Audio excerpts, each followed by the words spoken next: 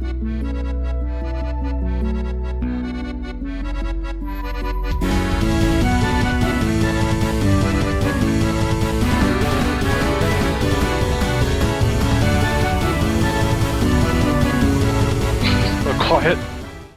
I don't know. What are you supposed to say? What do you expect us to do, man? We're waiting for the tech issues to be resolved.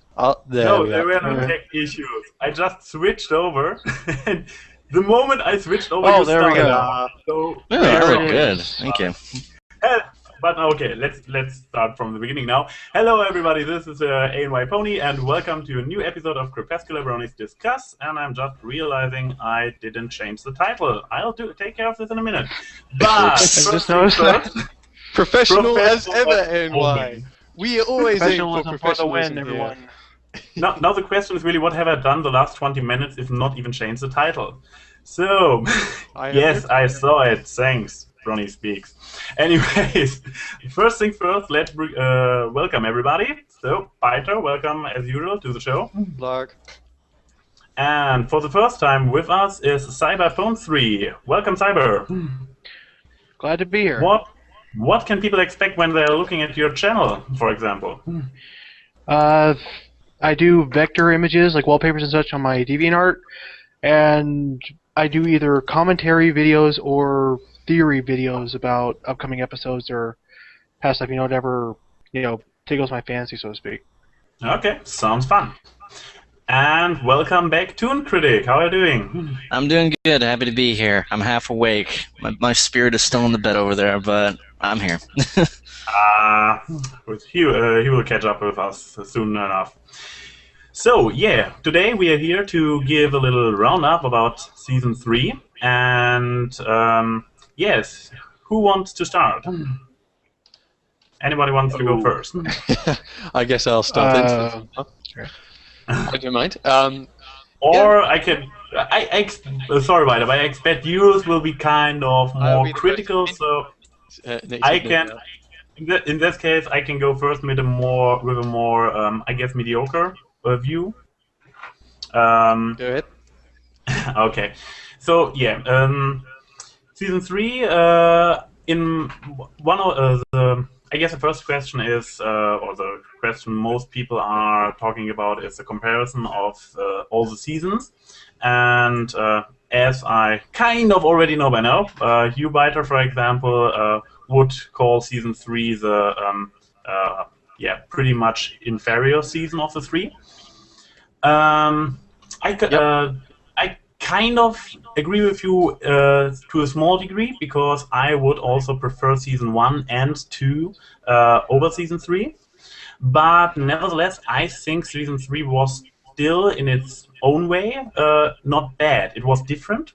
I would say this. It had a little different feel to it, and I can understand that people who are missing this certain something that had changed feel unsatisfied by Season 3, but, well, at least for me, it was still an interesting season. There were a few episodes I loved, there were a few episodes I couldn't stand, and, well, I believe the final episode was an issue on itself, so, yeah. How long did we talk about this last week? I believe 2.25 hours, so, oh yeah. So, who share his opinion next? I believe now. I believe you can go, Byter.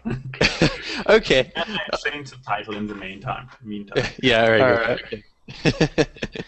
Yeah, Season 3, at least superficially, has resembled previous seasons, if you think about it, in the sense that we have a two-part at the beginning, an epilogue that are very different from the core of the main story. That it's very distinct from the core episodes, which are more kind of slice of life.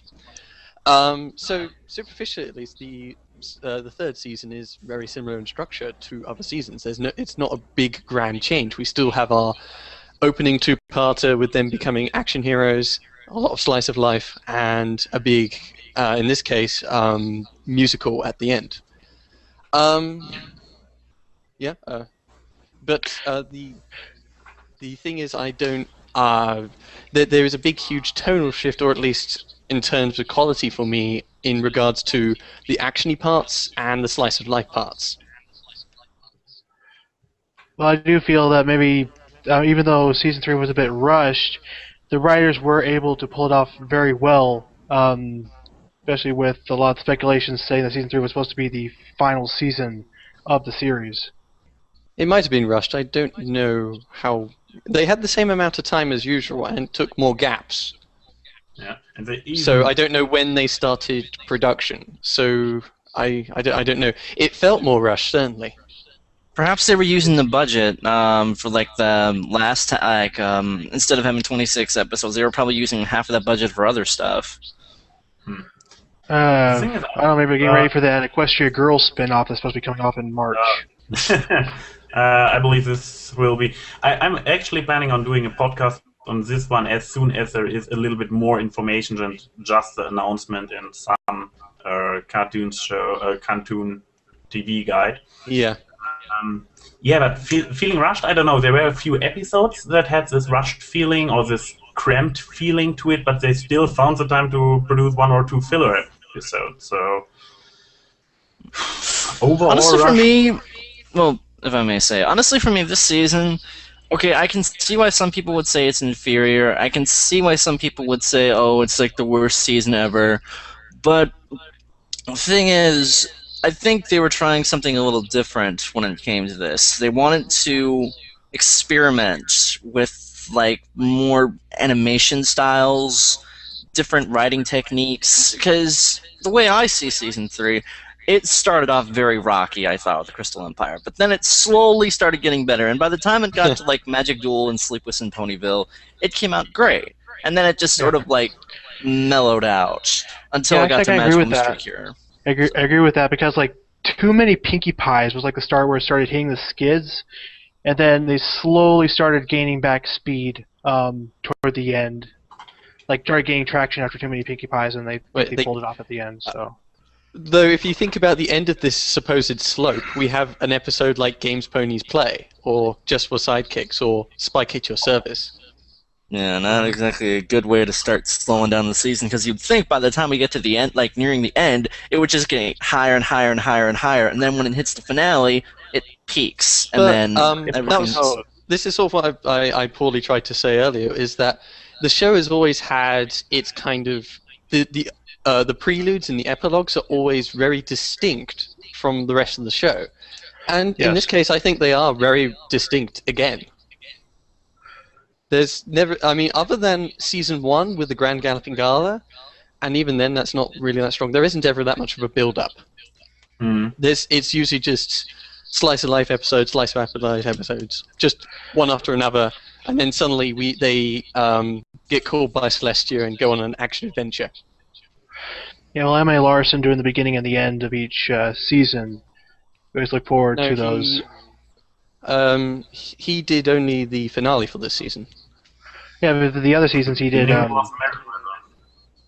Yeah, he did Return of Harmony. Yeah.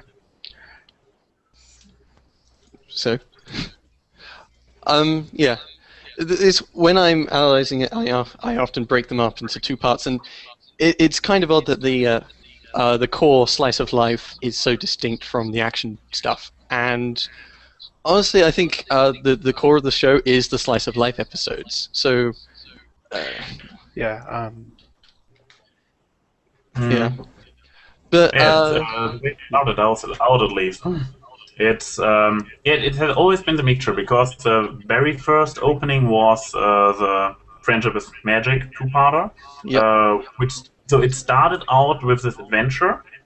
But yeah, the rest of Season 1, even including the Best Night Ever, as you already said, was more slice of lifey, except the more smaller adventure like Dragon Shy and... it's like a season sandwich, basically.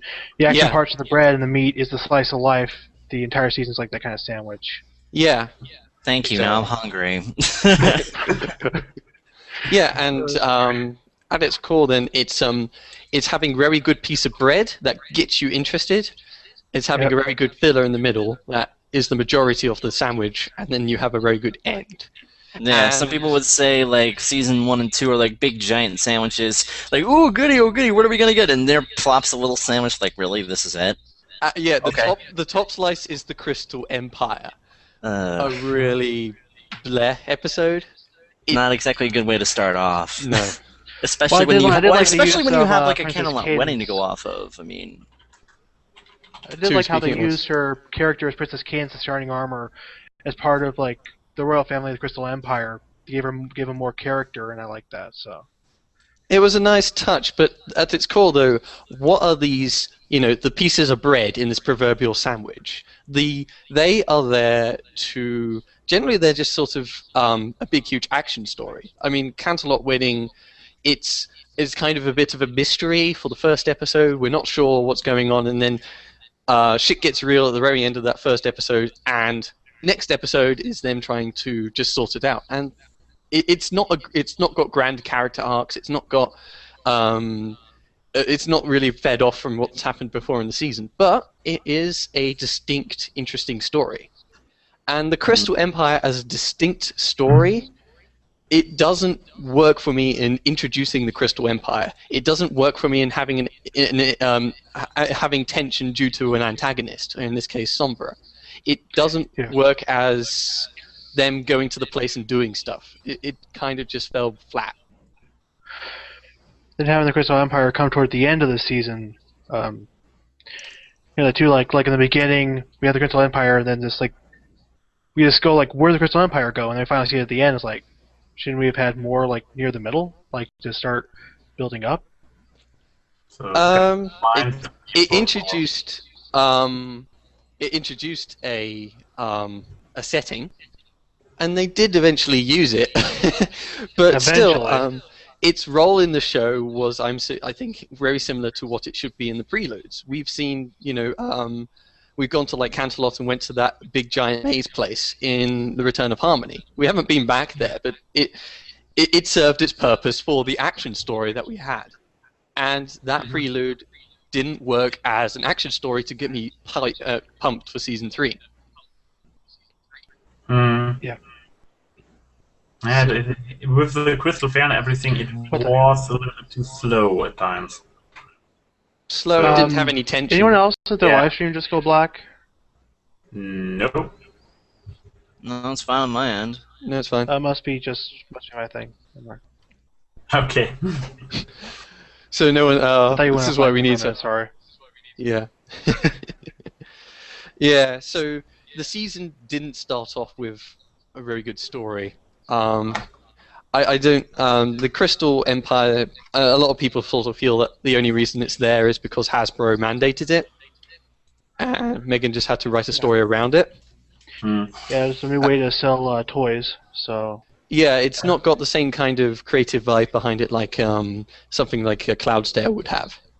It seems to me that oh, sorry, if I may say, it seems to me the whole Crystal Empire thing, I feel that it was kind of rushed as well. I don't know, just something seemed off to me, and it only seemed to just sell more toys.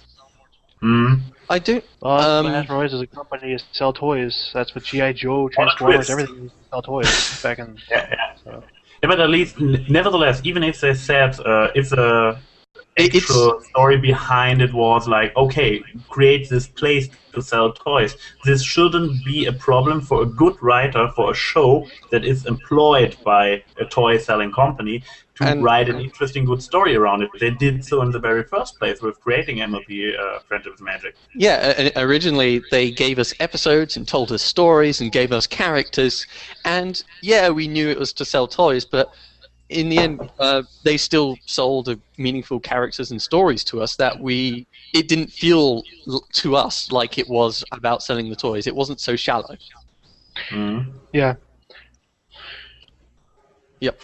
I'm not sure what happened with the Crystal Empire and why it took the direction it did, because it kind of wanted to do Sombra as dark and menacing, but it didn't have any teeth behind it.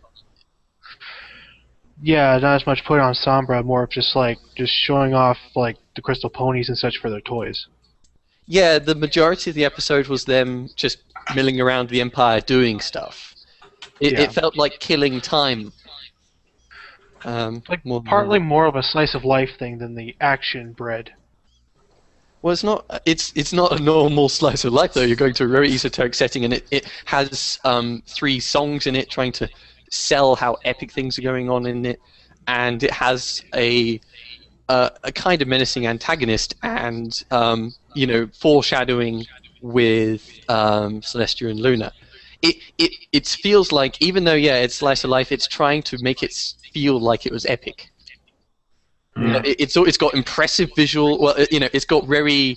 It's kind of going, wow! Look at the Crystal Empire.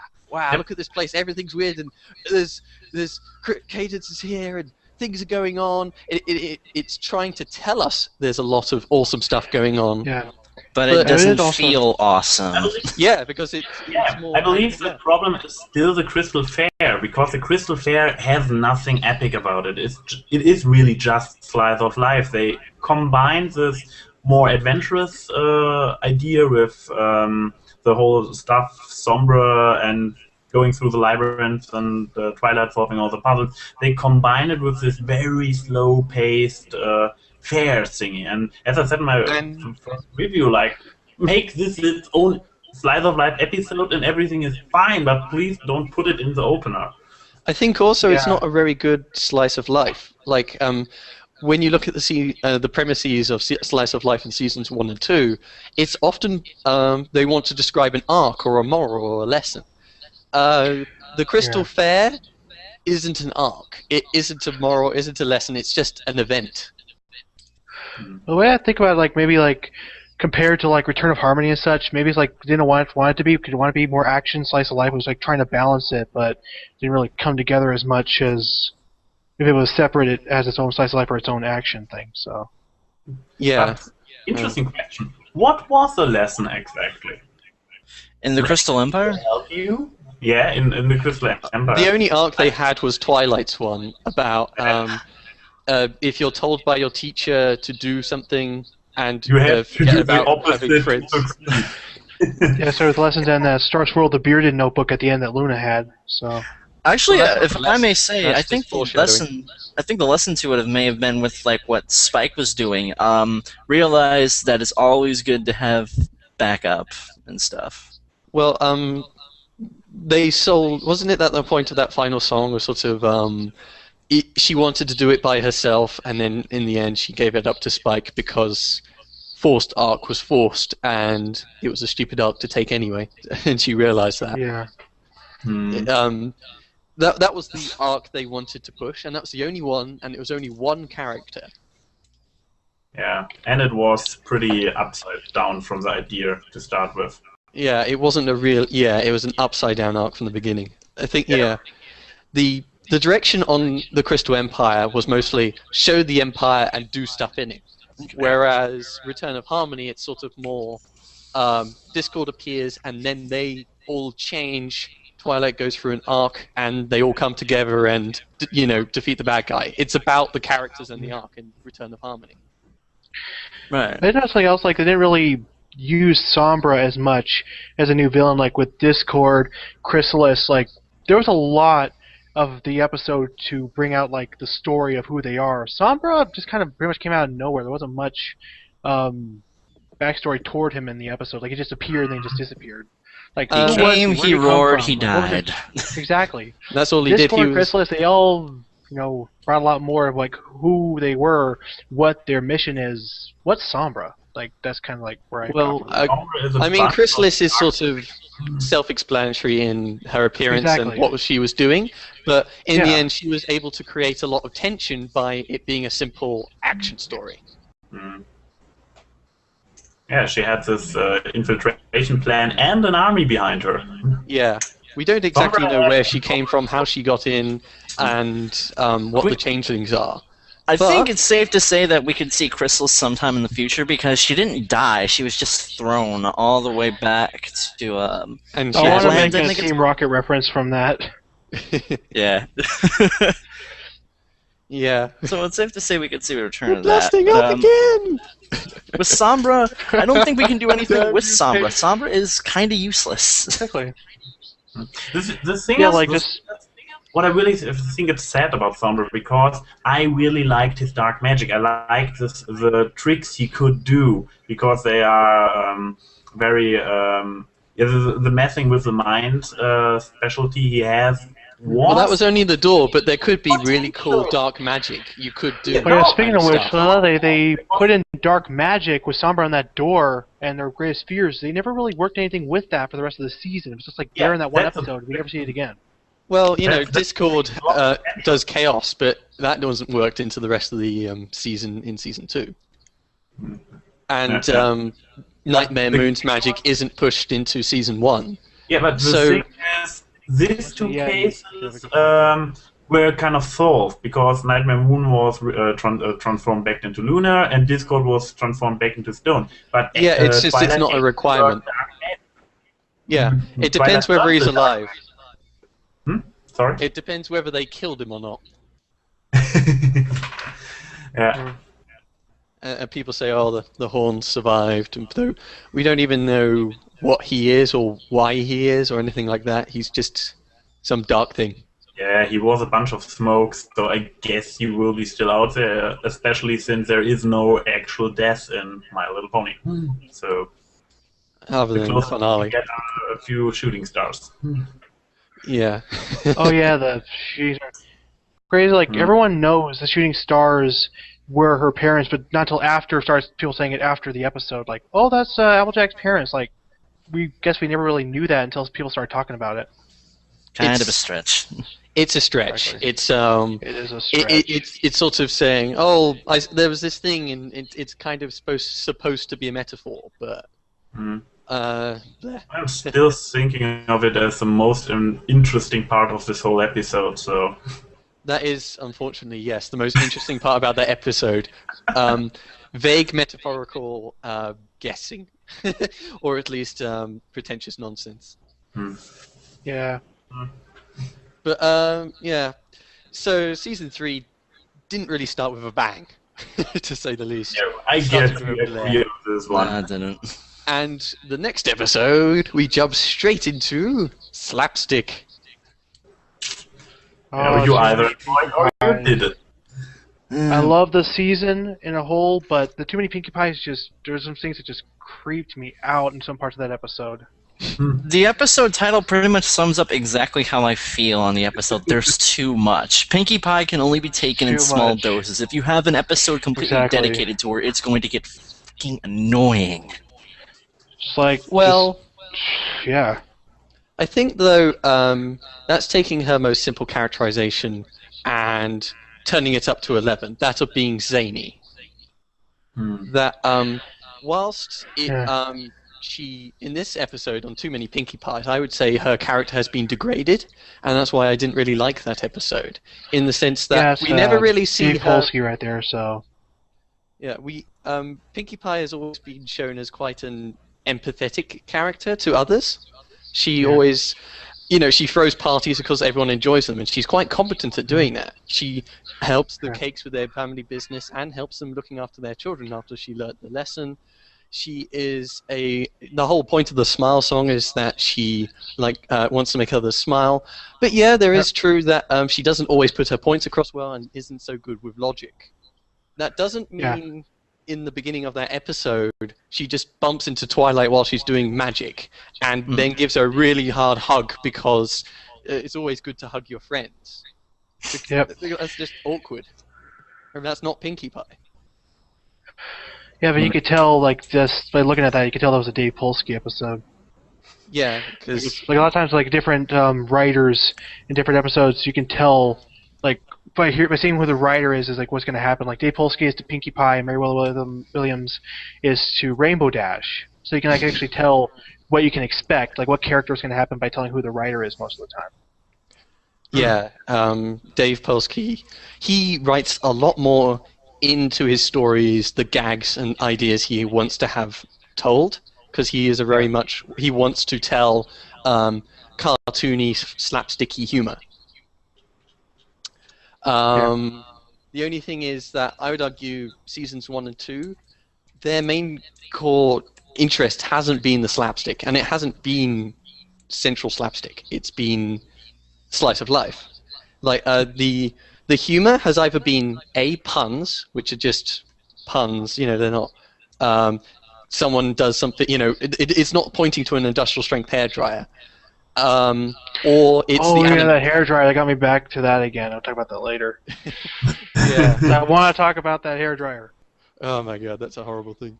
But, the too many Pinkie Pies. It takes Pinkie Pie and just goes, well, at the most basic level, Pinkie Pie comes across as zany to me. So if there's loads of them, that would be hilarious. And that's basically the whole premise. I believe that's the thing. Either you enjoy it or you don't. And if this kind of humor is not your thing, you will end up hating this episode. Then my problem though is my problem is like with Spike at Your Service though, in the sense that you are heavily twisting a character into a form so that you can tell your humor, and it just totally feels different than what off. Spike's original personality is. Like, I go back to the too many Pinkie Pies really quick. Like, it wasn't much the whole zany part, like too many, like just running out saying fun, fun, fun. That wasn't much that got me. Was that some of the things at the end, in the town hall, those when the gags started creeping me out. With the finger hooves, the hooves that turn into fingers, and the G1 face. Those are the parts that creep me out, and then the kind of the blowing up thing. Like, it kind of reminded me of Magical Backup in Fairly Odd Parents, which I can guess from Tara Strong's thing. So it's kind those of those are the gags that creep me out. So it's quite odd because we don't have that much that type of humor in previous seasons. It's very suddenly. That's what kind of came off as a weird way, is that it just suddenly came out of nowhere. These gags kind of thing. So yeah, I hadn't thought of that. It was just I was so annoyed at the Pinkie character writing at that moment that's why that humor there didn't work for me either. I mean, something like the orange flying thing, that's actually a bit more, if it had just that would be the kind of humor we had in previous seasons. So, small little continuities. To come back to the comparison of Too Many Pinkie Pies and Spike at Your Service, the other Polsky episode, what I think Too Many Pinkie Pies is kind of a reduction of a character, but so it is a bit simple. It can annoy those who understand, or at least had something appreciable with Pinkie Pie's character in previous seasons. Yeah. Yes, and Spike at Your Service was just like, take this guy and take everything he was supposed to be away and making him stupid, clumsy idiot. Yeah, well, I mean, the one thing about that got me is how they wrote him as like a klutz when he's trying to clean, but all the times he's done so well in Twilight's library. How did he suddenly lose his ability to clean things properly? Like, how did this become Mr. Clumsy? He was never like this before. It's kind of like, basically, you take away all of Spike's confidence and give him the Dragon Code, and you take away all of Pinkie Pie's depth and empathy and give her fun. I think really what you can say about both... Anchovies from SpongeBob, like, meat. What you can say really about both episodes is that they're actually very similar in the fact that they tell a joke and people laugh, so they start telling it over and over and over again, and the laughter starts dying down, and then it gets to the point where like, okay, we get it, shut up, and then for 20 minutes, the term kicking a dead horse. By the time, exactly. By the time you're near the end of the episode, you're like, shut up. Yeah, it's because something like Looney Tunes, or even like that's a lot shorter, like 5 minutes, or even Fairly Odd Parents or Adventure Time, more zany adventures. They still are 10 minutes in length because they don't want to be zany for too long. And if you are, that's when it gets stale. That's when it gets boring and irritating. Yeah, and LP has always been 20 minutes in length, and it's filled that length with stories and character. So. The change of focus on slapstick, on Too Many Pinkie Pies, Spike at Your Service, Just for Sidekicks. What are the other slapstick episodes? I think those are the big ones, isn't it? I don't think there are any other slapsticks. But I guess apparently they're kind of going through all the episodes now, so I guess we should kind of try to get the speed a little bit up if we want to go through all of them. But I think though it's the well, we're just talking about this season has a lot more slapstick-centric episodes. It's trying something different, and that's good. It's trying slapstick episodes. Hang on a sec, I'll be right back. Hang on. So well. Okay. Yeah, there was one episode that wasn't slapstick, but still this continuity error just bugs me to no end. It's the Wonderbolts Academy with Spitfire. Like, I don't know where they're going with that. I have like some people are saying like, oh, the continuity error, like she didn't know who Rainbow Dash is, or like they're not giving her special treatment because like in the military, even though you know someone in the military, you gotta like be treated as much as the other people, like no special treatment. Like I have no idea if he's going left or right with that. So. The thing is, what I've heard about this episode is that Spitfire was actually written as some other character, just as squad leader. Yeah, as just the squad leader, and then at some point they turned the squad leader into Spitfire, apparently at a point before the main cast had its recording session, because at some point they referred to her as Spitfire. So it's supposed to be like a prequel before she was Captain of the Wonderbolts? No. I believe the idea was they first wrote the character, then they put in a familiar face, in this case Spitfire, and this turned out to be this straight mixture. People have problems with, or people try to find excuses for her character change and stuff like this. She was she was first conceptualized as squad leader, and the people later on said, oh, well, we could make a unique squad leader, or we could just make Spitfire the squad leader. So was not an ideal. I don't know why there would be a squad leader if it was be like representing the Blue Angels in the Navy. There's no like leader. All four of them are like equal partners in the squad. So isn't the Blue Angels Air Force? No, they're Navy. All right, I thought they were in airplanes. Funny enough, I know the Red Arrows from my country. But funny enough, this whole Spitfire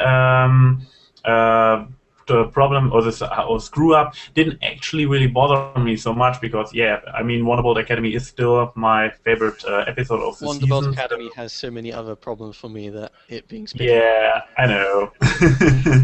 Well, I just thought of something. Any ideas if like Trixie, the Great Power of Trixie is the Twilight, will Lightning Dust be the Rainbow Dash? Kind of going to be coming back like against Rainbow Dash. Like Trixie was the Twilight. Wondering about that. Maybe similarities will come claimed. I always thought those similarities people claimed was a little pretentious. It isn't that far. It isn't really that drawn out for either of them. It's I believe those two are there at the Wonderbolt Academy, and I don't see any particular thematic value in pointing out that Lightning Dust is similar to Rainbow Dash in the beginning, even though actually Rainbow Dash was not like Lightning Dust at the beginning. I mean, like Lightning Dust to Trixie, like Pegasus Unicorn, kind of like, but the same kind of personality to where they would like Twilight, they did that to Trixie, and like Trixie was. Well, the thing is, at least in form, you're so quiet, Trixie... do something about your microphone. I'm sorry. Quiet in between. So. I was going to say, though, Trixie by form is just simply always the antagonist. Even in Season 3, she's just written as the one who comes along and stirs stuff up. But it's sort of like has like the same motive for revenge, like Lightning Dust was shunned, and like Rainbow from the Wonderbolt Academy, and like Rainbow Dash kind of took the glory from her. That's what I was kind of thinking, like more of a motive of like what she wanted to become an antagonist. She could become an antagonist, just like Trixie did. I believe it's a little bit of a different issue, because for the whole Trixie arc, there was at the very beginning was the idea to let her return, and it was, as soon as I know, it was planned for Season 2 and some kind of ended up in Season 3.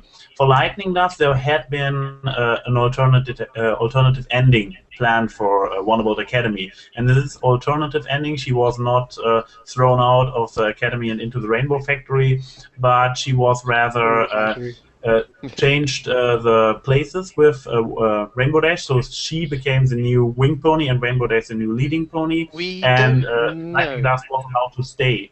All we can say, though, the thing about the Wonderbolt Academy is they say it's just there for a week.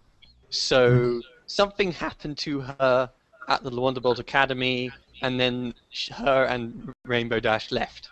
No, but this is the actual alternate ending that was never produced. So the writer originally intended to Lightning Dust to stay there as a wing pony. So the original intention for Lightning Dust was not to become a constant antagonist. So as it stands, though, it's left up in the air. Yeah. Exactly. Right. So Was Trixie ever originally meant to be a constant antagonist? Yeah, she was supposed to come back at some point. This was intended from the beginning. They always thought about having it for a while, yeah. Okay. Because there's But potential for Lightning Dust- having... Well, I think she was originally obviously just written as a character to do a story. And she walks off and they go, you know, we could have this character back. She was written in a similar way to someone like Gilda. You know, we need someone to come in, antagonize them in some way, and fill their part in the story of the character arc and slice of life we want to tell. It's just Gilda isn't so interesting, or at least they're not so interested in getting her back. So, next episode to talk about. well, we kind of skipped One Bad Apple. Yeah, I was going to say, like, then, while not really good episodes, my two favorite of Season 3 then come up. One Bad Apple and Magic Jewel. Yeah. I'll tell you what, like, yeah, like, One Bad Apple was, like, one of those episodes I'm like, yeah, I enjoyed it more than others in the series, but it produced actually one of my most favorite songs from Season 3 was, of course, Bad Seed. Yeah. I'm actually going to be talking about that episode in the future top 10 pony episodes things. Honestly, the whole One Bad Apple thing, it's sort of like an anti-bullying sort of thing, but also it provided an interesting twist on Babsy, the one that's constantly being bullied, then deciding to side with the bullies to survive. It happened to me I a few think. times back in school. I had, like, friends, and then they went with the wrong crowd, and they started bullying me, and then, like, I understand how that Right. feels. So. I think... I know exactly how that feels. The thing with One Bad Apple, though, it was up until the float scene. It was sort of basically CMC versus bullies, protagonists versus antagonists, which sort of reduces it down to too much of a dichotomy, and then it quickly then tries to do a twist and have that action scene at the end with the whole floats. And for me, I think that its attempts at irony in converting Babseed, it didn't give enough time to. It wasn't as intelligently done as we would have in seasons 1 and 2. As I said back then, the main problem with this episode is that Babseed is too good as a bully, because you don't really see remorse on her end, except maybe this covering up her blank flank once in a while. But other than that, she is just too good. So the twist comes out of nowhere when she actually is revealed to be a bullied character herself. Not enough depth written in. Obviously, there's not enough of a clever. It's not clever enough to make that twist work like it might have done in previous seasons.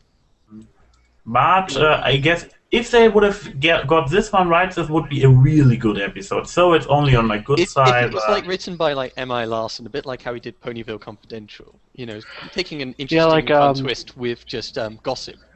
And I can understand, like, it's a really good topic to tell people about bullying and speak up and stuff like that. There's, like, a lot of times a hot topic these days, but it wasn't the best execution for that topic. I mean, they did good, but they didn't do the best. Yeah, it was still a good episode. I think I guess it sounds fine. This episode is very similar to what we've had in previous seasons. It's just it was very sketchy in its implementation. Yes. Yeah. And then I guess we all agree on this one. Magic Duel. Magic Jewel. That's what I was going to say. Oh yes, my friends on Skype, when Magic Duel was announced with Trixie, it kept going and going, like, for the entire week. Yeah. That one I kind of liked as well. It was a simple kind of Trixie comes in, and as I predicted in one of my reviews, she is supercharged. She is going to be the simple antagonist she was last time, and it's going to be about her characters. And they kind of did have the character arcs, you know. They did have to spend time with Twilight and Fluttershy, and had that nice twist, nice ending that I quite liked thematically. The problem with Magic Jewel was in terms of narrative density and pacing, and sometimes a bit here and there in character writing. Yeah. Yeah. it was actually, in its heart, it was a good one, but also there were some kind of, yeah... There were some humps and S, yeah. There was something, I can't even pinpoint what exactly it was, but they did something not perfectly, and it was like... I think it was the narrative density that when at its high point, kind of like we've got the main six, the rest of the main six, the main five, all doing their stuff. We've got Trixie going around on the wheel listening. We have Fluttershy going off on a super adventure, and Twilight going on her own mentorship with Zecora. All cool concepts and all kind of engaging, but we've got like 5 groups, and it jumps from one to one to one in like. It's all mixed together, not really much mixing together. So yeah, it's like here, there. How's it go? For the length, it was too quickly paced. It should have stuck with one perspective, like Twilight, or Fluttershy, or something. It's interesting to see if they could make it like a 2-parter. If they made it like a 2-parter, then there would be so much potential for like that beginning of having some kind of eerie tension to it and having some gravitas to the events going on. Yeah, but that's the problem that they put Trixie's return in the short season. Maybe they would have done it in a longer season, but yeah. For the story M.A. Larson constructed, it required 2 episodes. But it is also a failing to write a 2-part episode in the span of 20 minutes. Yeah, I don't know. What I think about the Alicorn Amulet, I can understand like trying to make what's the word where you make something from bad to good, not revert, but like it's kind of like making amends, so to speak. Well, the Alicorn Amulet just made her insane, kind of. Exactly. Like, the more I you didn't used think that it, was the a more good way to use it. It corrupted you over time the more you used it. Yeah, well, a lot of times, like, a speculation from my friends that were saying, like, they want Trixie to come back, but they weren't expecting her to be, like, this super evil, and at the end just say, like, okay, can you forgive me for being super evil before? Like, they're kind of expecting it, like, to come in, and then she would try to be good, and then stuff would start going back and forth. Like, the difficulty she would try, but here's just, like all the way up to evil and then just down like that. Trixie is a difficult character to write for, which is what I said in the thing before it. She has a weird speech affectation, which is alright when you have just a few scenes talking to her with snips and snails, or when she's on stage performing. But if you're trying to actually make her seem normal as an actual character, it just becomes a bit awkward to suddenly have a character always talk in third person, isn't it? You know, Actually, that you have to think about what you're about to say. It's not an easy way to elucidate your feelings if you're speaking in third person all the bloody time. And why are you doing it? I mean, no one does that. That's just. There's kind of an ego kind of thing. A lot of people with high egos take it on third person. So. There's no fanfiction including Trixie that doesn't make fun of this whole third person thing. Yeah, it was all part of her being on stage, or even afterwards, just thinking so much of herself. Yeah. But if you wanted to have a character story about Trixie, that's a huge hurdle to get over, and all the excess baggage before. So that's why I said supercharging her. It doesn't make it a character episode about her, but she's performed the same role she did last time. But yeah, so Magic Jewel, I think to sum it up, I think it was very similar to previous seasons, and since simple protagonist against antagonist, but once again the execution wasn't right. Especially with a couple of the things that kind of rubbed me the wrong way was a couple of the puns, like. I can understand, like saying like Manhattan and stuff is kind of cool, but Saddle Arabia, that's kind of forcing it in. And not really. Another thing is that I can understand this a little bit, but the big thing is like the computer mouse pulling Pinky's mouth, putting in the trash can, like trying to show us that they have computers in that world or something. Like how exactly would that be in continuity with the? Yeah, it's a very cartoony humor, a bit like with the hands that we haven't had before. A little too cartoony, like I said. Well, you went a little too far in the cartoony part. Yeah. Makes it a little bit harder to just take it in, I agree. It breaks our immersion in the world since before. Breaks the immersion factor kind of thing, so... Yeah, it breaks immersion doing that. Yeah. Sleepless in Ponyville. One Oh other yes, rather the controversial Luna episode. It's Scootaloo episode. If you're the main point is the protagonist, I would argue, is Scootaloo, not Luna. yeah. Yeah, They but then add in everyone's Luna. I liked how Scootaloo had her own episode. Like, well, Luna's back. They put Luna back. She's back in canon. Yay! It's like a lot of people did there. Yeah, people got up a lot about Luna, but she sort of appeared and was given a nice gimmick, and that was about it. Yeah. Some people are confused though as to like why they just dropped the accent. Luna. From the Nightmare Night thing. Not accent, tone, language, speaking thing. Yeah, she talked in a different manner. She wasn't. And that. Yeah, she was And real. that you can see in your dreams. Like, that was never mentioned before. This is the first time we hear about this whole. She can go into your dreams. Like, all of a sudden we're supposed to just take that in, like it's out of the blue. Yeah, it's kind of like, wait, there's magic that you can do stuff like that? Most of the magic in the universe thus far has been like physical manipulation. Like Twilight said, there's 25 types of magic, and most of them are like changing objects or moving objects or doing stuff to objects, or creating objects. There's the failsafe spell, and there's the want it, need it. But there's nothing. There's never one that you. I guess there's the memory spell though. It's kind of, the memory spell is a bit like want it, need it. You're changing someone's mind in a way, a bit like reformation, I guess. Yeah. But memory they sounds a little bit less manipulative. They don't think much about putting Luna into the dreams. They just put her in because it was a cool idea, and they needed a way for Scootaloo to get out of the conflict she was in.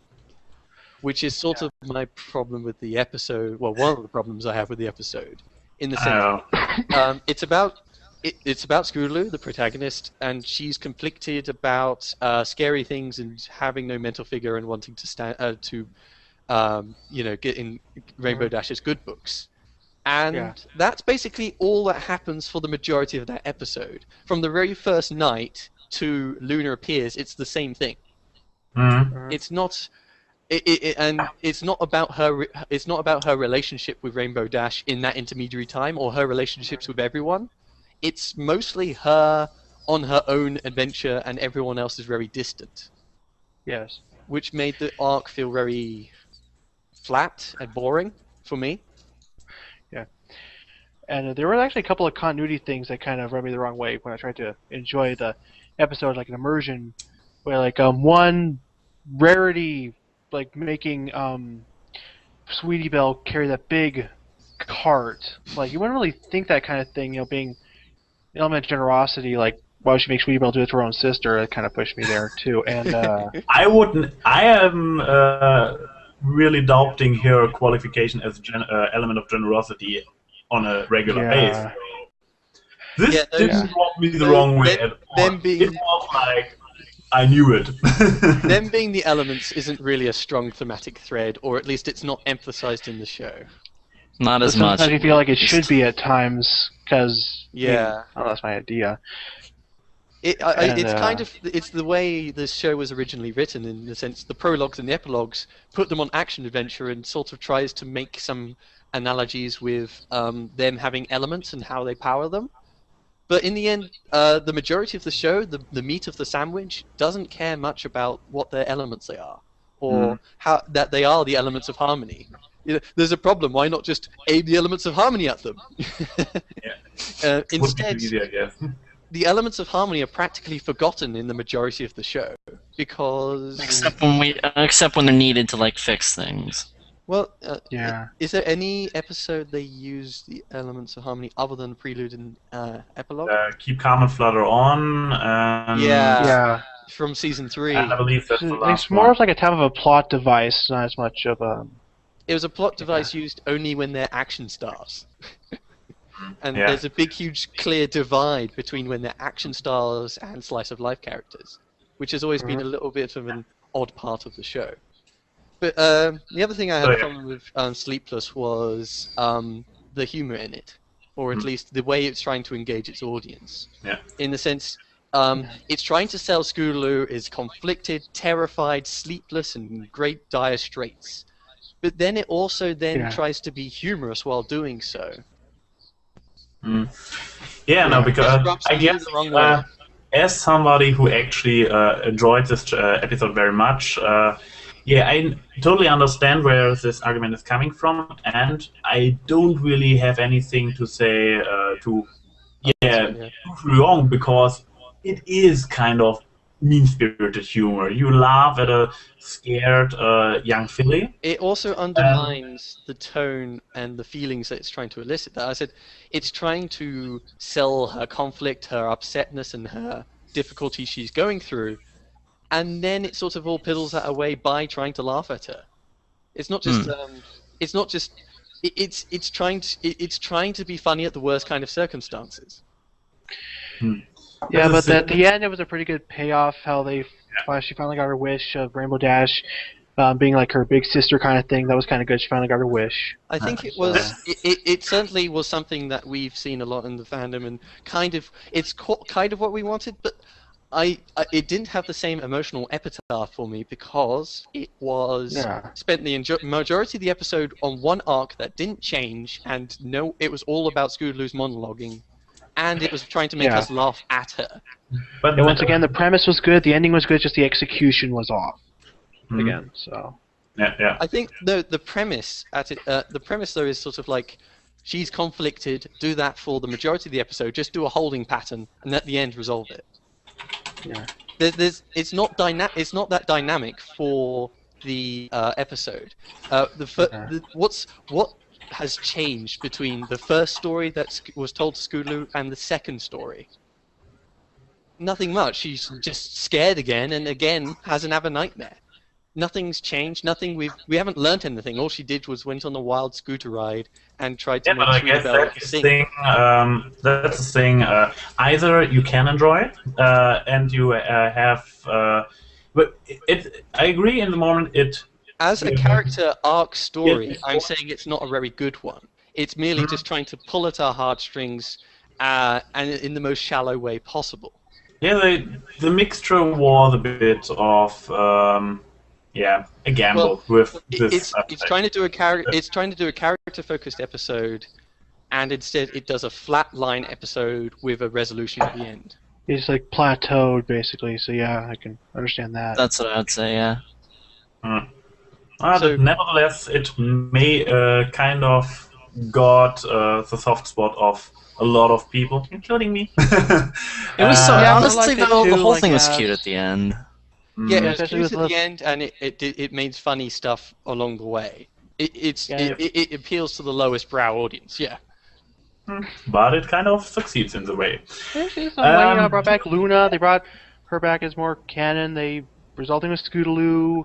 Got more with that with Rainbow Dash. Feel all happy for her. There's another problem I had with the execution in terms of the writer wanted to sell being terrified, being scared, and all that, but I think Corey Powell, I think it was, puts too much dialogue into that episode. It's a lot of Scootaloo talking, and it kind of annoyed me just how many words were in that episode. Like, even in times when you could tell a story by how she acts, it instead feels like she has to say what she's feeling. So don't tell. One of the very old It's kind of what put me off when Luna appeared, was like the headless horse is raising up against the moon, and she instead of just screaming or backing away in terror, she goes, "It's all over!" Why do you need to write that in? It's quite obvious she's going to be scared by this. I think at this point we get that she's a bit scared of the scary stories. It's kind of like just pushing it and pushing it kind of thing. So it's pushing it and pushing it with words. Sorry guys, I have to cut you short a bit there, because we have only covered half the episode of the season, and we are already getting close to 1 hour. So we kind of have to wrap the other episodes a little bit quicker. So everybody Well, it's can the whole of season 3 we're capping up. We could run over it. Well, everybody can say the aspects they like, they disliked, and there can be a little bit of discourse, but we still have to get the pace a little bit up, okay? So, was there anything else to add about Wonderbolt Academy? Because we kind of... Well, I mean, I have lots of points on Wonderbolt Academy. I could talk for hours. Oh yeah, I know. I know. But all I'll say is that the Wonderbolt Academy, it didn't make any. They never actually explained what this place was, who they were, what they were. It just relied on the analogy. It relied on the reference of them being the blue arrows. And Blue Angels. Blue Angels. To my... Yeah, sorry. I remember the red arrows from the UK. So Yeah. I that's the people I associate with the Wonderbolts more so than the Blue Angels. Understandable. But Understandable, yeah. it's taken. The problem I had was it takes a reference and applies it stupidly, in the sense that it just applies boot camp and wing ponies and lots of other. It has like a runway for some reason. Why the hell does it have a? It's just Like asphalt. Like, wow, that's from oil products. There's no oil products in Equestria. At least it shouldn't be. How would they have a road? Well, why do you have a runway? Because they can land on And how's the it up in spot. the sky? Like, how's it floating with the Earth and the road when? Like, how would they do that? I mean, this is what I mentioned once to Golden Fox. Was like, instead of having a runway, couldn't you have been a little bit creative and made it like use the Greek references that we know from the Pegasi before? Make it a hippodrome or a Circus Maximus or a Colosseum, something Greeky or Romany. Honestly, that would have been cool. Yeah, that would have been so cool rather than just copy pasting boot camp. But, Or actually, I think it was Top Gun, actually. Big part of yeah. it. So. But I agree. Top Gun situation. And But the I thing, agree. This idea would have been a nice improvement. Yeah. I think Once my again, the problem, execution. So. my problem with the episode, though, at its core is it's relying on being Top Gun, and it's doing it poorly. That Opinion, yes. I keep seeing holes and bits and pieces, and I don't understand what's going on because nothing's ever explained. It just expects us to accept they are a military place and they have a massive Yeah, once again, power it's the struggle going on. execution. So, yeah. Yeah, I don't see why it for all of it what it did. It was a lot of stuff. They were doing a lot of stuff. It didn't. It wasn't so much a focus on the characters again. Rainbow Dash does sort of have an arc in the sense that she sees things and says, I like them or don't like them. And at the end she says, I'm leaving because I don't like the stuff I've seen going on. Yeah, but It was an that- interesting arc, at least. It gave her something to do, and so did Sleepless in Ponyville. Yeah. And there's some kind of redemption when the things she that drove her away in the first place, because the wrong aspects about the academy kind of get revealed, and the Spitfire is some kind of admitting the errors. It's a story about the setting where the setting isn't at all creative and is really lazy and annoying. No, It's that's not- the thing. it's I'm not still that not convinced that it is actually all about the setting. I know the setting is the title, that it is in the name, and that you can expect more of the setting in there. After the Wonderbolt Academy, I still have really no clue who the Wonderbolts are, how they were formed, what their purpose is, or what they do. And That's what Season 4 is for. We'll see about this one. Would be See what nice to go happens. deeper in there. I think, though, after all 2 seasons of Rainbow Dash being eager about the Wonderbolts, and we go to the Wonderbolt Academy, we should at least walk away having understood a little bit more about the Wonderbolts and their academy. Except we don't. They were just... all we know now is that the stupid idea that they have to be a military has been confirmed. So we kind of can conclude that the episode didn't really fulfill your expectations, especially with a title like this, because you hope it was like more about we're going to the Wonderbolt. Wonderbolt Academy, and we go there, and immediately, bam, it's boot camp. And I So went, I agree with the point that your expectations about this episode have not really been fulfilled. no, I would argue have a lot of that problems the way with it stuff. presented. No, I said the way it was presented was not a good way to have a show, an episode about a setting, or at least because of a setting. Think of Sonic Rainboom and how much time they spent introducing Cloudsdale. That's the thing where I'm Even- trying to get to a conclusion so we can move on. Well, I'm then trying don't to get represent me. I was actually trying to say that too. I just didn't want to interject at that. So. Yeah, I kind of have to get going on this, but yeah. Yeah. Okay, next episode. That one. So large. Yo, Terrible Apple episode. Family Reunion. I guess we can wrap up this one actually quick. Or is there anybody who think there was an engaging and interesting story told? Unfortunately, Oh, I have to depart for this. I have some things that I need to do, but it was great talking to you guys again. So sorry. No problem. I really enjoyed talking with you, and hope we'll do it again soon. So. See you soon, All right, cool. Bye-bye. All right, man. Okay, but Apple Family Reunion. My idea was it was part of the season that was like peaking before it plateaued. It was one of those good ones. I liked it. Overall, like it was like how the Apple family, like more of its story, like its backstory with Granny Smith and such. Once again, there's still a couple of parts that were poorly executed, but overall it was a good episode. So. I'm not sure it's like I'm not sure its execution was actually that bad. It wanted to talk about the Apple Family Reunion. It set it up, it played it out, and it resolved it. It had a very cohesive story, one of the most cohesive of the season. The only problem, and the big problem, is it wasn't engaging, because the Apple Family Reunion, the concept of it, wasn't made interesting to us. Yeah, there was a lot of stuff that could have been used there, like a lot more of like the backstory of what could have happened with the Applejack's parents and such. But no, we just see them having a reunion. Like, there's more that could have been done and bringing more of like what happened before with the Apple family and such. So I think it was a missed opportunity. And the actual conflict of this episode was like felt so Applejack trying too hard. Yeah, because Applejack should be more if there's any pony who is supposed to be the absolute family pony, it is supposed to be Applejack from all of the main six, and still she hospitality thing. Yeah, she's always been very hospitable. Yeah, they've always been. The thing with the Apple family, I think, is they lack a interesting, distinct character to get us really interested in their reunion. There's nothing really dynamic or awesome for that episode. I kind of felt like in this episode also Applejack's personality, with being this obsessive compulsive person about the reunion, was kind of off.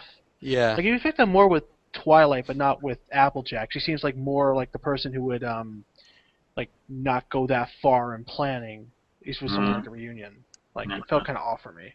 So. I think they wanted to do the episode because people said that we need Applejack episodes and we need to expand herself and her family. But in the end, it's kind of like I in my review talked about the Plinkett character analysis and how you can analyze a character. You know, describe them without describing their job and what they do in the show.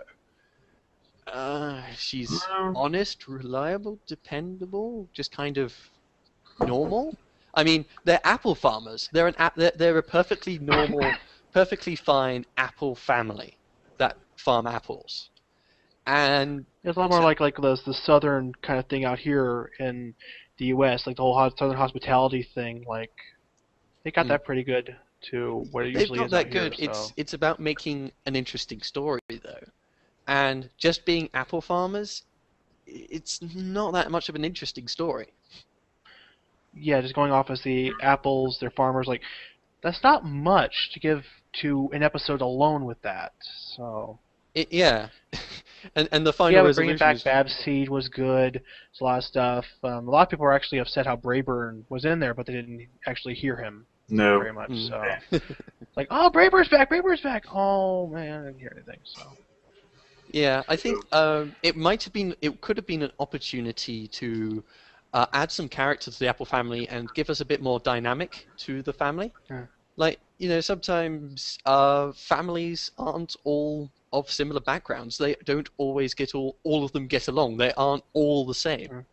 You know, you could have had like the Oranges. You could have had posh people. By the way, that reminds me. I believe in one of the family picture shots, there actually are the Oranges very, very far in the background. Yeah, we just don't see them in the episode. And no. What I'm saying though is that it might have been interesting to have a family dynamic going on. I mean, when you have a family meetup, or at least me, I do, there are radically different people in the family, And that's sort of sometimes the charm of it. It would be good, like, to maybe see, like, if the oranges actually came in to interact with, like, Granny Smith and such, and see how they would have acted together with different personalities in that setting. That would have been interesting, too. Yeah, and there could be, like, a dynamic between old and new, and I think this is what we mentioned when me and A&Y went over it. They were all Earth ponies, and I sort of felt the family doesn't all have to be apple farmers of the similar colors who are all Earth ponies. Mm-hmm. I don't know. There could have been some interesting dynamics by having some Pegasi and unicorns in the family. Yeah. Yeah, well, past analysis talked about that too, like about the growing better and healthier food, but... In the end, to sum this episode up, it told a slice-of-life story that wasn't really that engaging. It was a cohesive story, but it didn't have an interesting premise to work off of. Well, they didn't make it interesting. Yeah, I agree. Okay, so next episode, I guess? At your service. Slapstick episode. Oh, yeah, We've sort of covered these. the clumsy Spike episode. Yeah, misrepresented character. Yeah. Anything particular to add, or just moving on and leaving it where it is? At its How about, basic, I guess I could say here like a couple things like they brought out the 3D animation with the Timberwolves. That's a good aspect, actually. the show, in terms of animation, has kept its quality. I will admit. It's the big problem, and the cause of the problems is the writing. Yeah. At its core. But yeah, there's nothing really much to it's a slapstick episode, and it just hammers on the point for 20 minutes. And just having Spike as a different personality of being Mr. Clumsy when we've seen in so many episodes that he's Mr. Competent. like Mr. Competent, Mr. Clean, so to speak. Like he's never really like that, so I kind of put out in left field. So Yeah. I went quite deep in tracking all the evidence that he is actually pretty capable in the previous season and put them in my review. So yeah. One episode I guess we have to talk a bit more about. Keep calm and flutter on. The Discord reformation. Yes.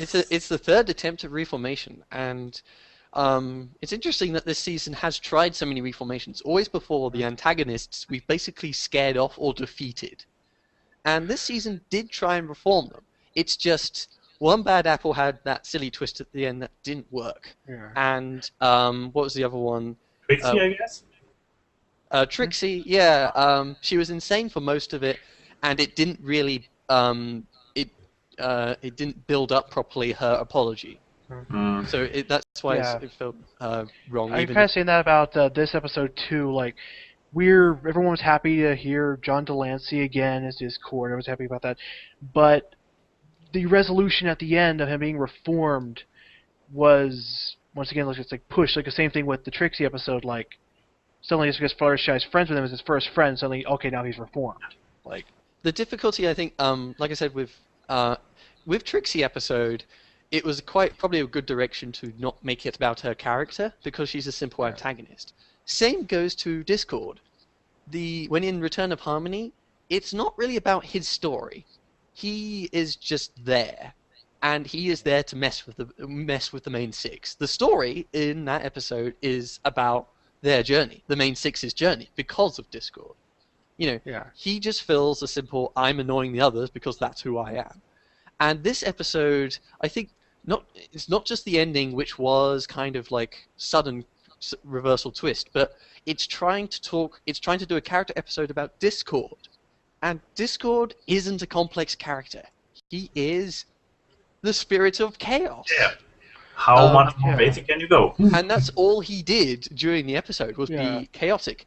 And the thing was... I'm wondering if they did this as a fan service for all the Discord fans out there. Like we want a Discord episode, so they give us a Discord. It shows, though, a lack...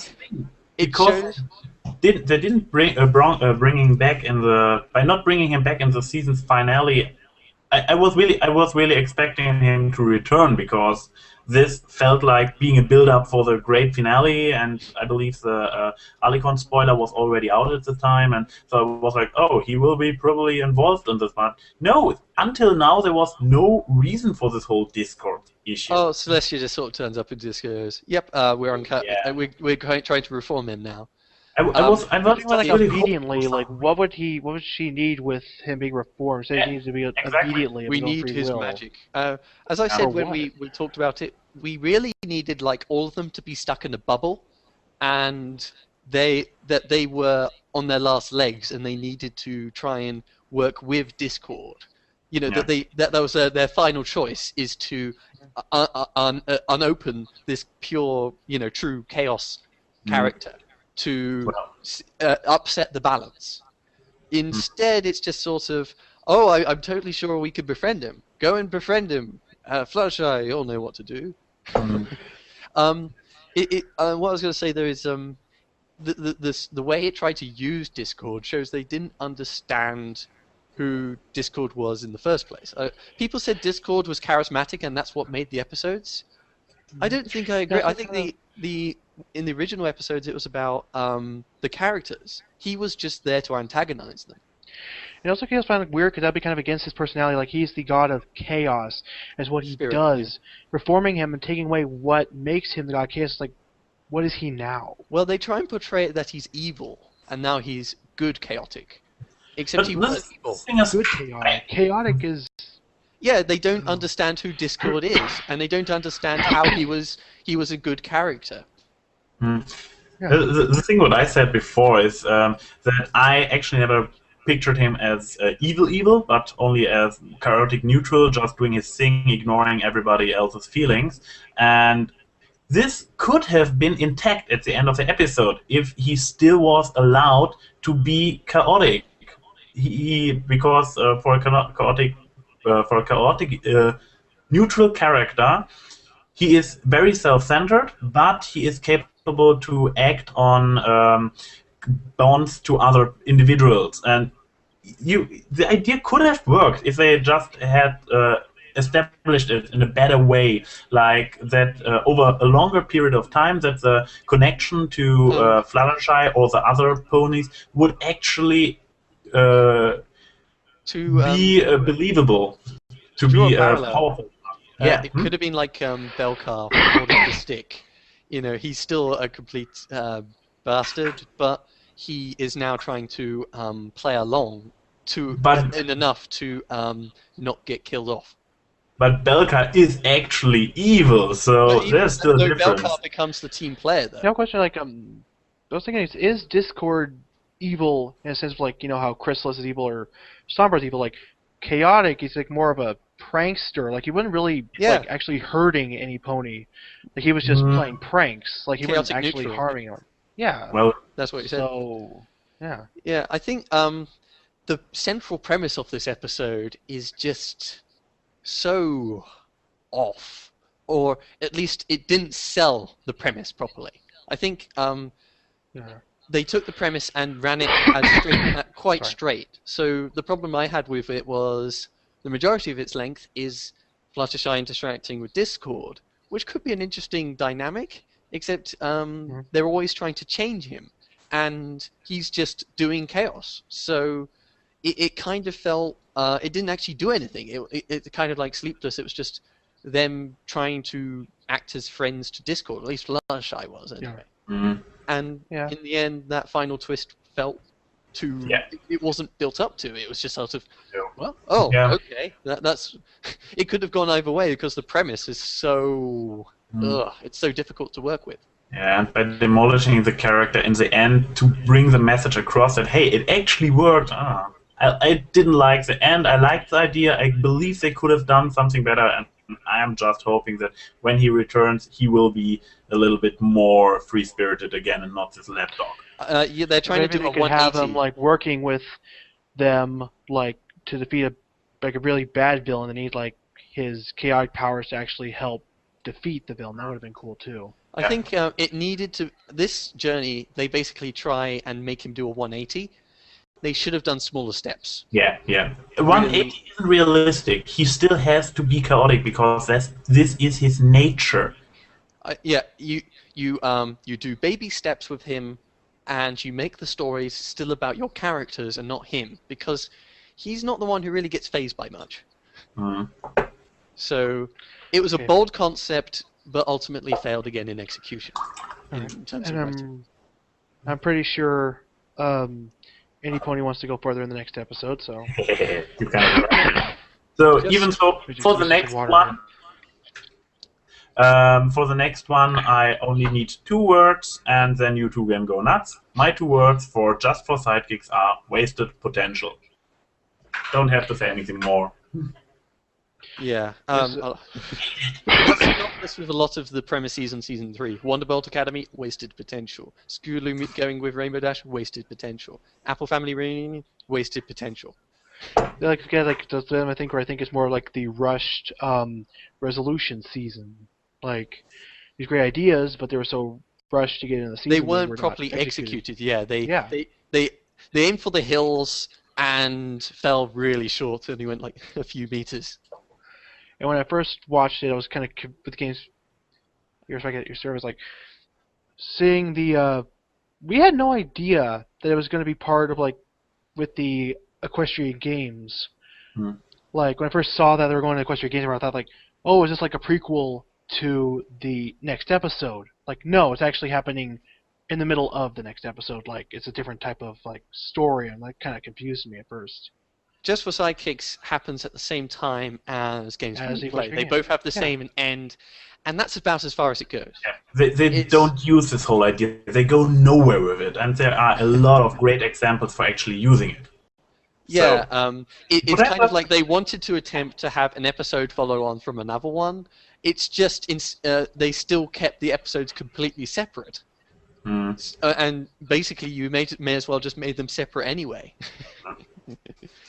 And as Brony Curious already said, if you only had switched the order of these 2, it would even have at least created a little bit of tension when you Putting it this way around would actually, it was the wrong way to put them around. Yeah. Because we already see at the end that the main 6 are quite happy when they're leaving, so we're pretty sure that they won, that they got the Equestria Games. Yeah, and that's kind of a Whereas if you had them go to the Equestria Games, you end off with suddenly, why are all of them underneath the chairs? What the hell's going on? Why was that? Was there a gem flying across? And that would actually it would make you go, what the hell happened to Spike? But no. Instead, it did the other way around, which was sort of Spike goes on the hijinks, and then it says, oh, and the main 6 are pretty happy when they leave. So want to talk about the other end of this episode Connect 2-pack. But I mean, yes, just for Sidekicks, it had the potential of what the other seasons have done, which is character stories about just characters interacting. It could have been a character-focused thing on the sidekicks of them on their own without the main 6, talking them, having them as pets. It would have made them more feel like actual intelligent creatures in some regard, or you could flesh out their characters. Instead, the episode is another slapstick one. You can also call it the slapstick season. It is the slapstick season, or at least it's got a lot more slapstick. Okay, so guess next episode? Games Ponies Play. Exactly. Yeah, second half. The show of like Jet Spectrum, which apparently supposed to be Rainbow Dash's father. Yay! Wait, he has a name? Because she's standing on him. I just found out people are starting to call him Jet Spectrum. Okay, but it's not an official confirmed name, or is it? No, it's just like a can name, like Colgate or Laura Mama. Yeah, or Doctor Who. Well, that's about all. That's all you remember from it, isn't it? Like that episode. Again, they wanted to go for a little bit of ambition. They wanted to set up the Equestria Games for next season, or at least it seems that way. The only thing was, they didn't tell a good story in the meantime. It's weird. It sort of compared to the other slapstick episodes, it wasn't so much emphasized on the story about one of the characters being an asshole. or being annoying or silly. It was actually about actually accepting the games, getting the games expector to enjoy the games, and in that regard, and more with the Crystal Ponies. So yeah, we do. I think again, like trying to sell the toys for Crystal Ponies, another thing like that. So it was a chance to actually give the Crystal Ponies some character, and it didn't at all. Yeah. And the place still feels just as distant, still just as bland. I mean, the scene I always remember is always like a Pinkie Pie going, "Well, this room, it certainly is round." the one slapstick one I remember the most is Rainbow Dash landing on top of the spa, and she's like sliding down, and Rainbow's just like. That's the one thing I remember the most. Remember that? Yeah. That's a singing flyer. And why was the pot so firmly stuck on the fake inspector's head? That's a good question. It slipped on so easily. I believe. Yeah. I believe the only thing really going for this episode is as long as you can enjoy it, the humor. So, yeah, for me it was, when I watched it, as I already stated in the past, I had a good time watching it, but in the end it's a really bad episode. So. Yeah. The poor execution was a good episode, but yeah, poor execution again. But poor story, really it didn't have any character arcs either. It wasn't a character story. It wasn't the Equestrian Games. Like kind of like slice of life kind of thing. So. Well, the slice of life though, it always had a character story or arc, or it had a story to tell. A story isn't just someone sitting at home watching TV. A story is them going out and going to the hockey team and how they go through the leagues. I mean, if we take the most stereotypical slice of life, the sleepover episode. Mm-hmm. Yeah, but I believe we are detracting a little bit here. Sorry if you're. Sorry. Well, it's just I was trying to demonstrate a point that. Yeah. It's very normal. It was learning to accept others, and yeah, it was very slice of life, but it had a character arc. I was also wondering if maybe because there was not really much of a story arc with any of the characters, was this mainly one of Hasbro's ideas to just try to sell the Crystal Pony toys? It depends the production line where Hasbro got involved. I think the thing is though, as we've gone through all the episodes here, none of them have been about a character arc, or any that we've said that have been any good.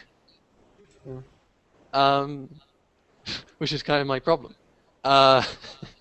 Discord had an arc, but it was forced. Trixie kind of apologized at the end, but that was forced. Babseed was reformed, but that was kind of forced. Rainbow Dash was annoyed during Sleepless. No, during Wonderbolt. Scootaloo was scared during the whole of Sleepless.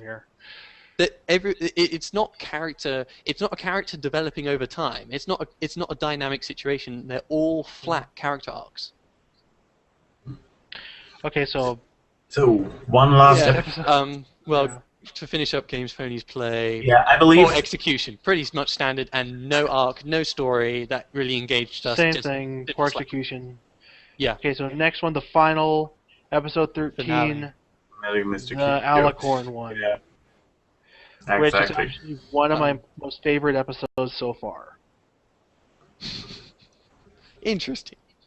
Oh, we are lined up perfectly. I'll tell you one of the main reasons. One of the reasons, I have several reasons, but the one's the most, Celestia singing.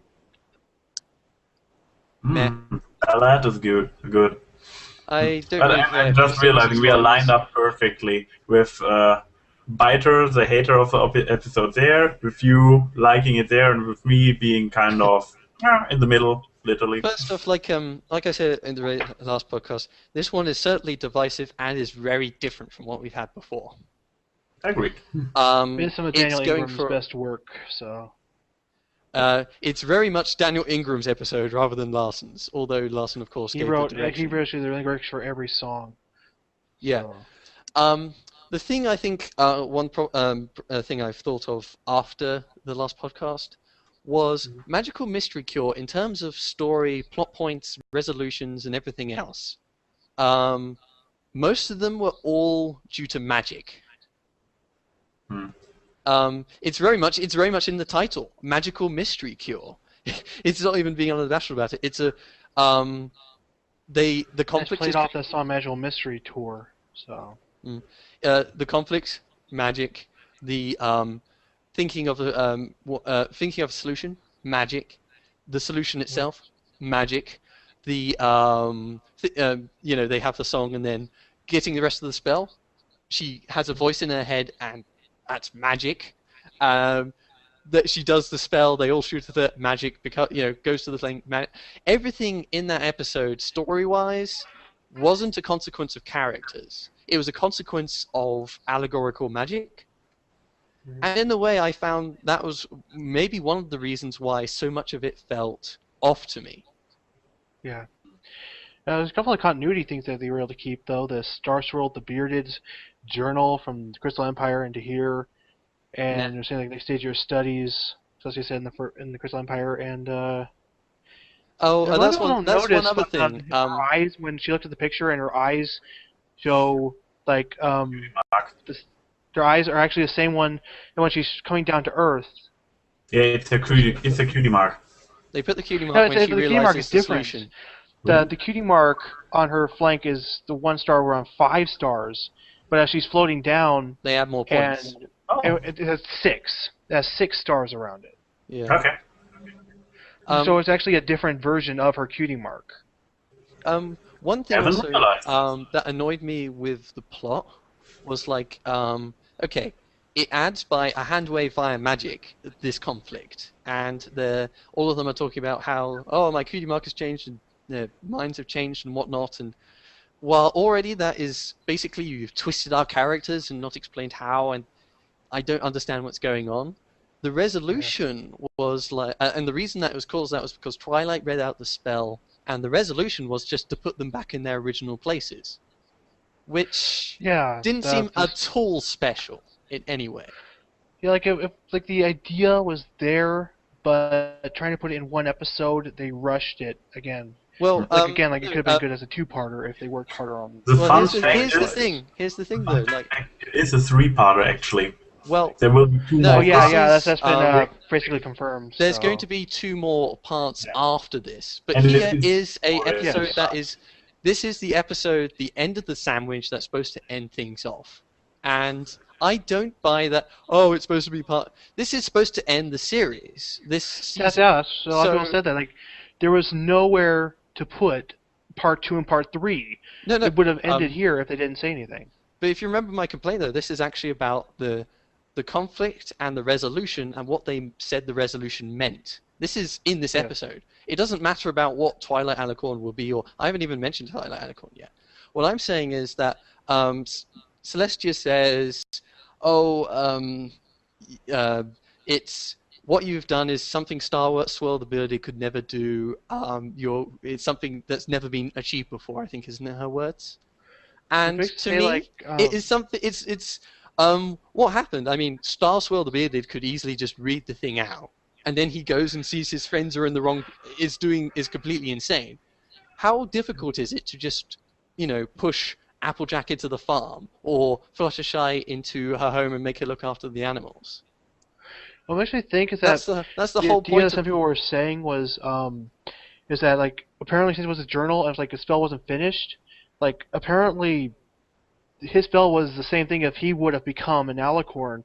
The thing he was missing was the aspect of friendship, which Twilight had. Well, no, she finishes off the spell because but you couldn't do that unless she knew about her friends and how the friendship thing worked with the elements. She resolved the conflict, and in her head the rest of the spell came out.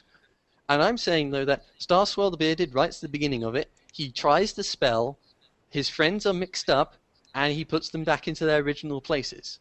How is that in? That's not. Maybe I don't know if he ever did. One thing I think is that maybe he never did the spell. He said it was never really done. Maybe he didn't have friends to actually change her cutie marks with.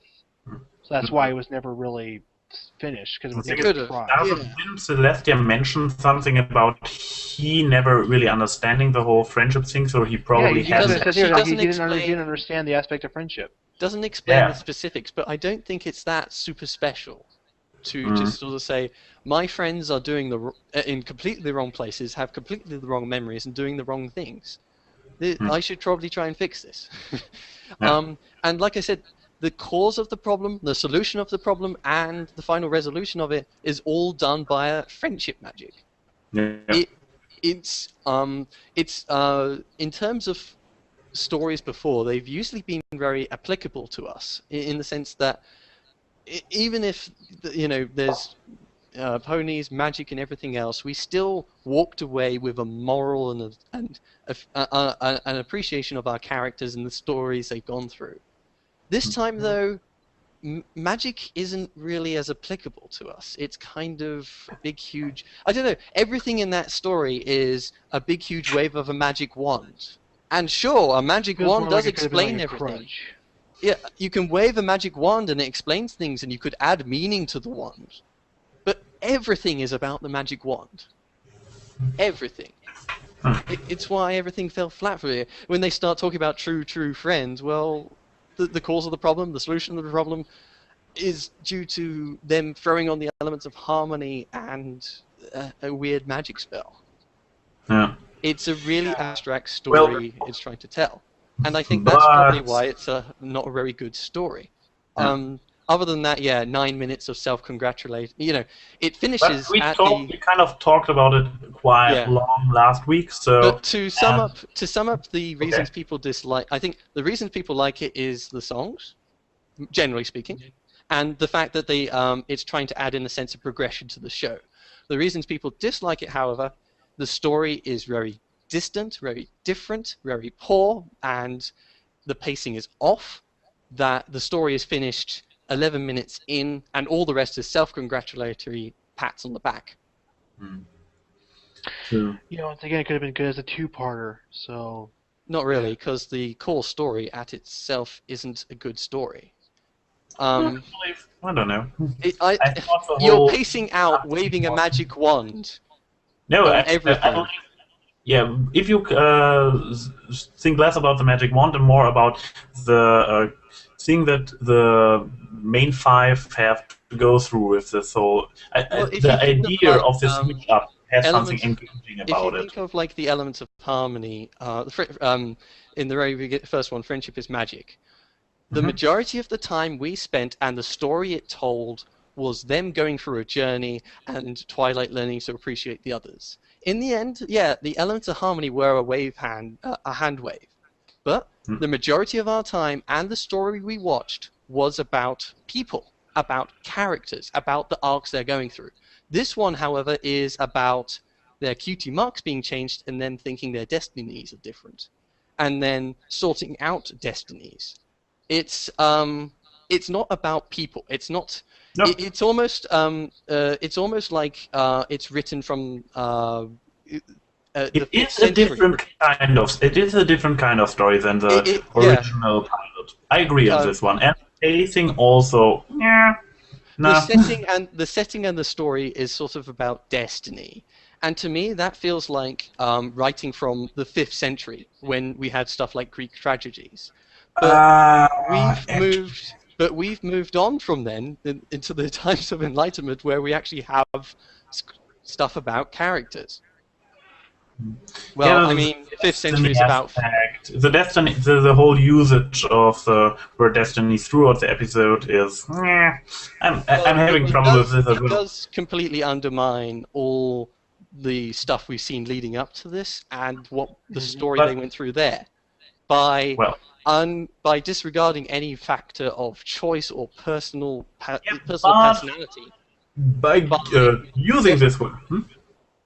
By using this point to make a nice transition to the wrap-up of the show, I actually agree on you with this one that the idea and the concept of destiny is something I believe a lot of people have trouble with, me included, and I see nodding there, so probably all three of us. And I also am going to address it in this aspect that the word destiny kind of felt misplaced in this whole idea of this episode. Well, this episode is very much about destiny. It's wave a magic wand of destiny. You can't. The story it's telling is about destiny. Not about destiny. You will see, because that's the point where I'm going to. My kind of problem, or where it's coming from and where it's going, with the whole usage of the word destiny. When I'm finally finishing my review about this episode, which is taking a bit longer because it is something. Isn't that the point of the whole song? It's what my cutie Mark is telling me. You will see. I'm addressing this aspect in my, at some point, hopefully soon upcoming review. So it will be a little bit bigger because I think, though, I would argue that the show says Destiny a lot and is written from a very Destiny-oriented story. So even if you can try and overlook Destiny it, alone as the story aspect doesn't work that well alone. Having Destiny. I mean. Not that much of a filler in a sandwich, so to speak. So, what I'm working on right now is, as already mentioned, the review, and I hope soon we'll start putting out a few more about the fan fiction related videos. So, what's to expect from you guys now? Well, can we? We've talked about every episode. I just want to sort of sum up the actual season. What do you expect from us from our own work, or maybe? From our reviews and whatnot. Trying to think of, like, on my DeviantArt, try to get better with vector imaging. Maybe start making my own comic, or doing my own, like, special brand of wallpapers, and planning on maybe doing commentaries of my own on more Wing Machine 4, do commentaries on the episodes myself, like my own ideas of what the episodes are. So, got a lot of ideas. I mean, like, don't really have much to do until season 4, so. Well, first I want to actually just wrap up the topic we're talking about here. Okay. Season 3 overall final review perspective since we've gone through every episode. I would argue that they kept the sandwich format, but the start part really didn't work because it just didn't work. It didn't work. The core of the episode, the meat of the sandwich, was a lot more slapsticky, and it didn't have so good character writing and execution. No, you can say they tried a different recipe this time. Yeah. They tried a different recipe, and it didn't work. You didn't like it as much, yes. Well, how did? I mean, you could say they were humorous, but that's not what the show. It's just generic entertainment then. It's just a little girl's TV program then. Yeah, but with me, I mean, like, to me, it was a good season. I mean, yeah, it wasn't as well executed as the other 2 seasons, which is kind of expected, being only 13 episodes. But a lot of good ideas were there. Pacing was kind of off, but the way they utilized characters a lot with Trixie and Discord and such, it was nice to see old characters again. It was nice to see stuff wrapped up in a good way. Like, the season wasn't the best, but it was really good for what it was. I do not complain about the season. So. I think it was bold concepts, but in the end, previous seasons have actually taken very bland, boring concepts and made great character stories about them. And that is what has always engaged me about the show. That, in the end, it had something special. And you can be as bold as you like. It doesn't negate the fact that you haven't got any emotional core to your stories. I also kind of think of this season as more of like they're trying a different way of approaching ideas, like kind of a learning opportunity. That's why I think you're the way they've approached it is more slapstick and less emphasis on character arcs. Instead, they have character planes where character is just flat through an episode that they add in an aspect. Yeah, but I liked it overall because it also did bring a lot more resolutions in with a lot of the wishes that were said before with Scootaloo, Rainbow Dash, with like I said before, Academy, a lot of stuff going on with that. You can be as bold as you like, but if you have no emotional core to what you are doing, then I don't care. If I do not care about the characters and their arcs are flat, however bold you are with Scootaloo joining up with Rainbow Dash, it's just not what the show was good before. And I can understand that, yes. To me, yeah, it is certainly a new direction. However, it is not... I like Season 2 in the sense that Season 1 was a bit too bland. I will admit it was super bland at some points, that it was way too slice of lifey. But Season 2 took what was good about the show and improved upon its strengths. Season 3 has forgotten about its strengths and improved on its boldness of its concepts. Yeah, I was actually wondering, this being the final season, were they just doing this just to rush the season out when it was originally planned that way? Because, they pushed things forward, but that was kind of like they just wanted to get the season out of there because it would never plan to go further than this. That's what I was thinking too. This was before the whole Brony thing and before Season 4 was even thought of. It depends. In the end, it's I think I saw they had a thing about how the writers wrote it, and basically they have 1 week where all the writers group up and talk about what their plans for Season 3 are and what kind of episodes they're going to have. In that planning meeting, they certainly went for ambition, but during that planning meeting also, they didn't spend enough time thinking about the character stories. They didn't spend enough time thinking about how they're going to make those characters interesting. So, I don't know, it's just that one particular meeting over the week, they focused more on how cool it would be to have Trixie back, rather than, make a better example, how cool it would be to have Discord back, but they didn't think exactly how to make Discord work. Maybe they weren't planning on continuing from that point in the Well, first even place. if you aren't planning to continue another season, But you're still going to be saying, what are cool episodes that we could give for this final outing? What could we give the Bronies as a good final flag farewell? But in the end, now they we have are done the kind wrong of in the direction. territory of speculation about what actually went down in this one planning week. Well, so. what I'm saying though is at least though, yeah, we know they had a planning week, and I'm saying they didn't put enough emphasis on character stories and characters. And instead, it seems that they are much more bold and much more fan-pandering. Yeah, I would argue though that they have missed the emotional core of the show. So, I guess what's left to do now is looking forward to Season 4, seeing how the recipe for the next season will turn out. Hopefully they will learn. Maybe they will take the best parts of both sandwiches, and we'll have a new best episode ever. Season, sorry. I think, the biggest focus... I'm skeptical too, I admit, I'm skeptical too, but we can't tell until Season 4 airs, so... Hopefully, what I'll say is that they have watched Season 3, and they have noticed how it is different and how it hasn't worked. And they will learn their lesson. That's a hope. If they did, and they do, then they may very well return to character focus, and they may be able to integrate more bold stories. But for me, the most important thing is keep that core engagement down and do it good. Yeah, hopefully they'll get that, and with being full 26 episodes this time, they'll have a lot more to be able to do that. And actually being able to see what's going to happen with the Alicorn Twilight thing in the next season, how are they going to utilize that with the main 6? That's also going to be pretty cool to see, too. Yeah, will they find a way to... Is it going to stay in Counter Law? Is it going to go back to Ponyville, back in the library? What's going to go on with that? I'm actually excited to see what's going to happen there. Yeah, Same here. Generally for the show, though, every single episode is quite cut-offable.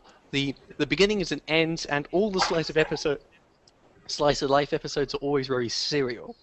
So, however long the season should be, they should always make sure that every single episode can stand up on its own merits. This as for good wish for Season 4.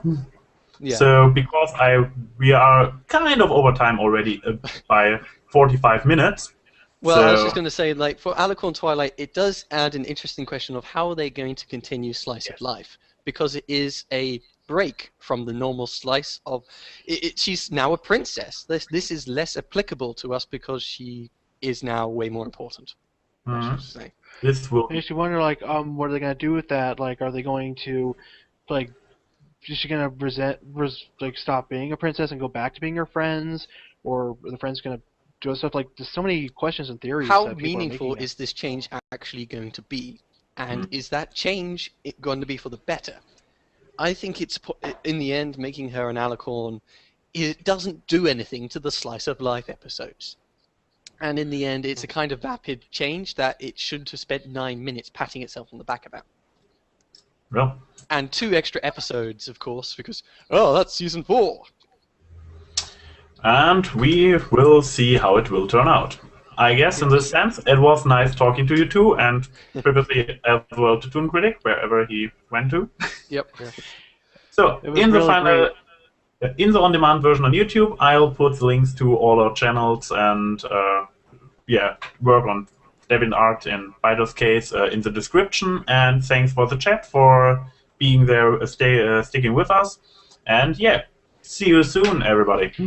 It was really great being here. Looking forward to seeing how this turns out. So, Bye, everybody. Bye. Peace. That's my 8 bits.